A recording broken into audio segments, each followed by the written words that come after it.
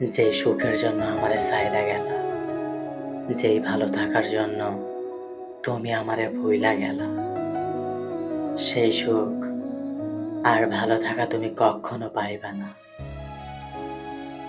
একখান মাইসের মন জোগাড়ের জন্য তুমি বহুত বছর ধইরা চেষ্টা কইরা যাইবা, কিন্তু তোমার ভাগ্যে জুটবে না। তুমি এই মানুষখানের মনটা কক্ষনো পাইবা না। তুমিও একদিন বুঝবা একখান মানুষের মন জোগাড় করা কত কষ্টের।